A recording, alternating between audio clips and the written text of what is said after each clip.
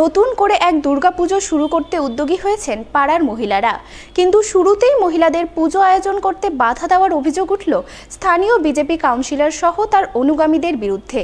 আর এই বাধা দানকে কেন্দ্র করেই রবিবার উত্তেজনা ছড়ালো মালদা শহরের 29 নম্বর ওয়ার্ডের কৃষ্ণপল্লী গোসাই মাঠ এলাকায়।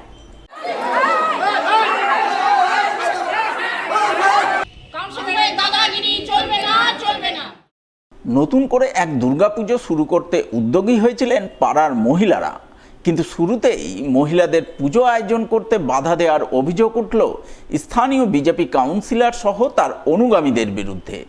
আর এই বাধাদানকে কেন্দ্র করেই রবিবার ব্যাপক উত্তেজনা ছড়ালো মালদা শহরের 29 নম্বর ওয়ার্ডের কৃষ্ণপল্লী গোসাই মাঠ এলাকায়।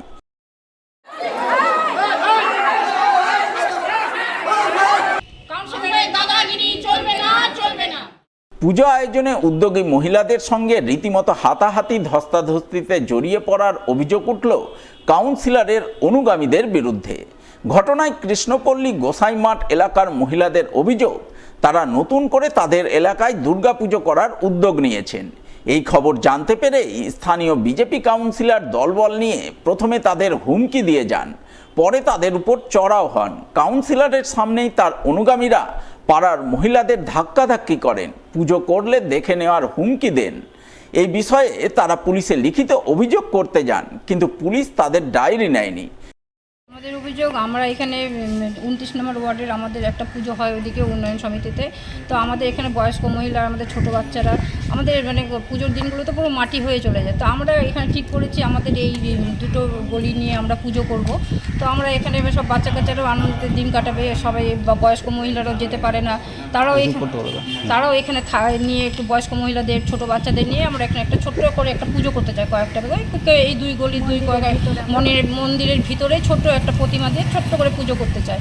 এইটা নিয়ে ওই পাশের উন্নয়ন সমিতির কাউন্সিলর দলবল নিয়ে এসে আমাদের উপরে চড়াও হয়। আগের দিন বাড়ি বাড়ি গিয়ে হুমকি দিয়ে এসছে, কেন তোমরা পুজো করবো, তোমাদেরকে দেখে নিবো, এই করে নিবো। প্রত্যেকটা বাড়ির বাড়ি গিয়ে শাসিয়ে এসছে আমাদেরকে, বরং আমাদের চারজনকে পেয়ে আমরা ডেকে এখানে মন্দিরের সামনে আমাদেরকে হুমকি দিয়ে, বাইরে থেকে লোক নিয়ে এসে, পার্টির লোক নিয়ে এসে আমাদেরকে হুমকি দিয়ে গেছে। কেন এরকম কেন করছে? পূজা করতে দিবে না, আমাদের পুজো করতে দিবে না। দেখে নিব তো কেমন করে পুজো হয় এখানে, দেখে নিব। কারণ এবার আমরা বলছি তোমাদের সমস্যা কি সেটাও বলবে না। হ্যাঁ, সেটাও বলছে না। থানায় জানিয়েছেন? হ্যাঁ, আমরা থানায় জানিয়েছি, থানা থেকে কোনো জিডি নেয়নি আমাদের। হ্যাঁ, বলছিলাম যে মুখ্যমন্ত্রী বা ইকে জানাবেন, ওই জেলা বিজেপি? আমরা জানাবো। কি চাইছেন আপনারা? আমরা চাইছি, আমরা এখানে পুজো করতে চাইছি। আমরা আগের দিন ওরা আমার বাড়িতে গেছিল, মিটিং করবে, দুর্গাপূজা হবে। ঠিক আছে, ভালো কথা। তো কী বলো নাম, সেই দিন রাত্রিবেলা অনেক সব বাড়ি বাড়ি গিয়ে থ্রেট করেছে, পূজা করতে দিবে না। তো কালকে আমাকে বলেছে, এখানে একটা মিটিং ছিল গতকাল, ওই ছেলেগুলো আমি সবার নাম জানি না, উন্নয়ন সমিতি। তারপরে এখানে কালকে একটা মিটিং ছিল। তো সন্ধ্যাবেলা আমি এসেছি, তো দেখছি মিটিংয়ের দেরি আছে, আমি বাড়ি থেকে ঘুরে আসছি। তো বাড়ি থেকে গিয়ে ছাদ থেকে শুনছি চিৎকার। আমি তাড়াতাড়ি করে নেমে এসেছি। নেমে আসার পরে দেখি প্রায় 50-60টা ছেলে এখানে কমিশনার দাঁড়িয়ে আছে, নিজে কমিশনার সামনে। ওই এখানে অমি বলে একটা ছেলে, পিকুকে এসে এক ধাক্কা, আরেকজনকে এক ধাক্কা। তারপরে ওই মেয়ে দুটো, একটা হলুদ চুড়িদার পরেছিলাম, নাম জানি না, ওই মেয়েটা এসে চুলের মুঠি ধরছে, কাকে মারছে, ধাক্কা দিচ্ছে, হ্যাঁ, মুখ খারাপ করছে। কমিশনার স্পিকটি নট, একটা কথা কমিশনার বলেনি। কমিশনার না বলার জন্য ওরা আরও পেয়ে বসছে যে ওদের হাতে কমিশনার আছে। ভালো কথা, আমরা তো কোনো রাজনৈতিক দল থেকে এখানে পুজো করছি না, আমরা সর্বদল সমন্বয়ে এখানে পুজোটা করব। তারপরে এবার হচ্ছে সবচেয়ে একটা বিয়ের কথা, যে হিন্দু হয়ে হিন্দুদের পুজো আটকাতে আসছে। এটা একটা বিশাল কথা, কিন্তু যে আজকে যদি এখানে কোনো মুসলিম থাকতো দাঙ্গা লেগে যেত। আমার কথা হচ্ছে, একটা হিন্দু সমাজ কী করে আরেকটা হিন্দু সমাজের পূজাটা আটকায়, এটা আমরা চাই প্রতিবাদ। ওরা চ্যালেঞ্জ করছে যে আমরা পূজা করতে দেবই না। হ্যাঁ, আমাদের চ্যালেঞ্জ করবে না, আমরা পূজা করবই। হ্যাঁ, সমানে চ্যালেঞ্জ করে যাচ্ছে। আর ওরা চাঁদা নিয়ে আমাদের এখানে পুরো জুলুম করে। এবার দিতেই হবে। এবার আমি কমিশনারকে বলছি, তুমি এখান থেকে ওদের নিয়ে চলে যাও।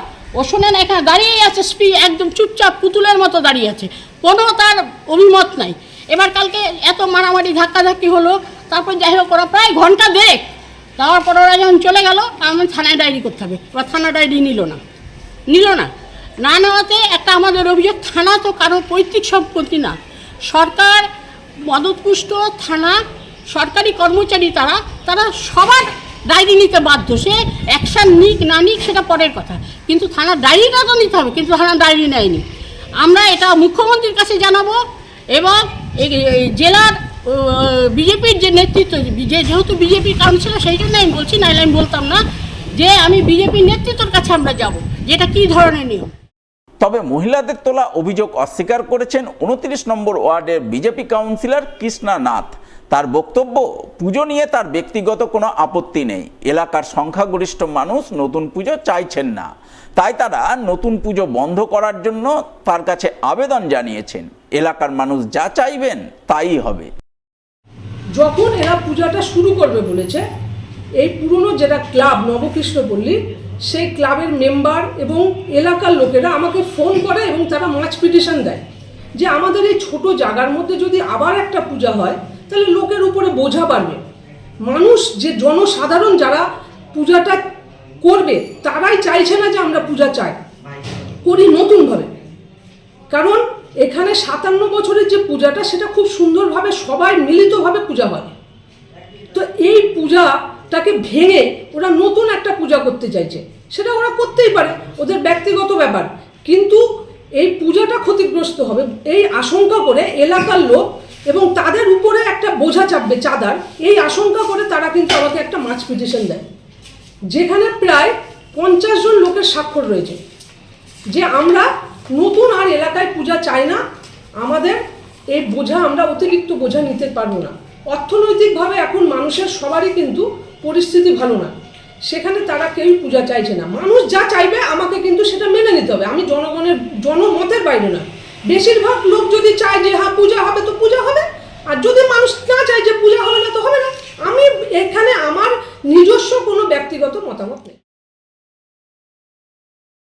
যারা অন্নপূর্ণা যোজনার সুবিধা পাচ্ছেন, প্রধানমন্ত্রী আবাস যোজনায় নাম তুলেছেন, তারা সরকারের দুর্নাম করলে তাদের নাম কেটে দেওয়ার হুঁশিয়ারি দিলেন বিজেপির মালদা জেলা পরিষদের সদস্য তারাশঙ্কর রায়।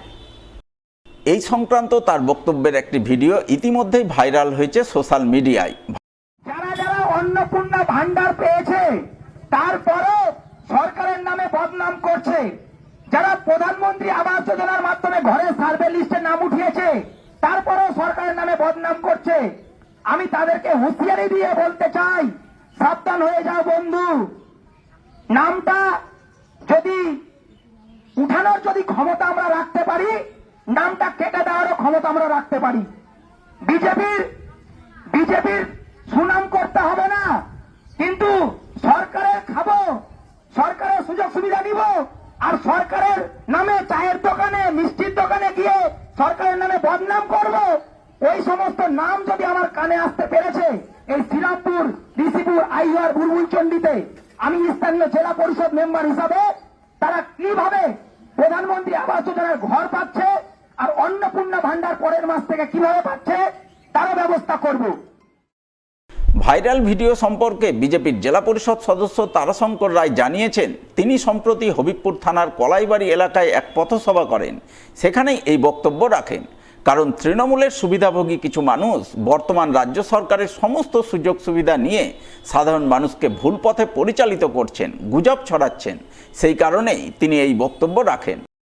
আমাদের একটা স্ট্রিট কর্নার হচ্ছিল, স্ট্রিট কর্নারে মন্তব্যটা এই কারণে বহিঃপ্রকাশ ঘটিয়েছিলাম যে অন্নপূর্ণা ভান্ডার এখন পর্যন্ত 1,45,00,000 মানুষের অ্যাকাউন্টে আমাদের পশ্চিমবঙ্গ সরকার ক্রেডিট করিয়ে দিয়েছে ডিবিটির মাধ্যমে, কিন্তু দেখা যাচ্ছে কিছু তৃণমূলের দলদাস কিছু ব্যক্তিরা যারা সুবিধাভাগী, সমস্ত কিছু অন্নপূর্ণা ভান্ডার থেকে শুরু করে সমস্ত কিছু সুযোগ সুবিধা তারা নিচ্ছে সরকারের, তা সত্ত্বেও গ্রামগঞ্জে সাধারণ মানুষকে মিসগাইড করছে, গুজব রটাচ্ছে যে অন্নপূর্ণা ভান্ডার বন্ধ হয়ে যাবে, যার জন্য গ্রামের মানুষরা আতঙ্ক হয়ে যাচ্ছে এই সমস্ত ব্যক্তিদের কথা শুনে।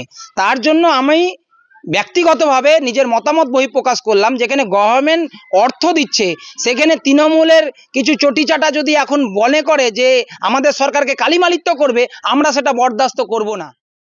এদিকে এই বক্তব্যকে ঘিরে শুরু হয়েছে জোর রাজনৈতিক বিতর্ক। বিজেপির জেলা পরিষদ সদস্যের এহেন হুঁশিয়ারির কড়া সমালোচনা করেছেন তৃণমূলের জেলা সাধারণ সম্পাদক বিশ্বজিৎ ঘোষ। মালদা জেলা পরিষদের সদস্য তারাশঙ্কর রায় তিনি বুলবুলচন্ডী কালাইবাড়ি এলাকাতে এক পথসভায় সাধারণ মানুষকে হুমকি দিচ্ছেন বলছেন বিজেপি সরকার থেকে যদি কিছু আপনারা পান, সরকারি প্রকল্প পান, তাহলে বিজেপি সরকারের গুণ গাইতে হবে। এটা কী ধরনের কথা? একটা সরকার যখন তৈরি হয় তখন ওটা জনসাধারণ সরকার হয়। আপনি সাধারণ মানুষের মুখ বন্ধ করতে চাইছেন? আপনারা যে পরিস্থিতি দিয়ে সরকারে এসছেন সেই প্রতিশ্রুতি পূরণ করুন। সেই প্রতিশ্রুতি পূরণ করতে আপনারা ব্যর্থ হচ্ছেন, তাই সাধারণ মানুষ আন্দোলন করছে, আপনাদের বিরুদ্ধে বলছে। আপনারা এভাবে তাদের মুখ বন্ধ করবেন?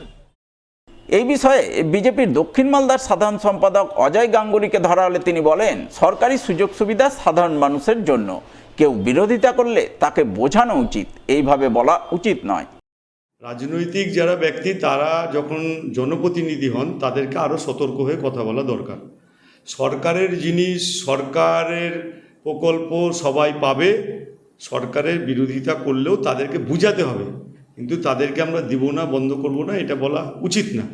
কারণ জনপ্রতিনিধি যারা হয় তারা তো শুধু বিজেপির না, জনপ্রতিনিধি হয়ে যাওয়ার পরে তারা কংগ্রেস, সিপিএম, তৃণমূল, সাধারণ মানুষ, গরিব মানুষ, বড়লোক সবার। সেই জন্য তাদের বক্তব্য আরও পরিমার্জিত, পরিশীলিত এবং বুদ্ধিদীপ্ত হওয়া উচিত।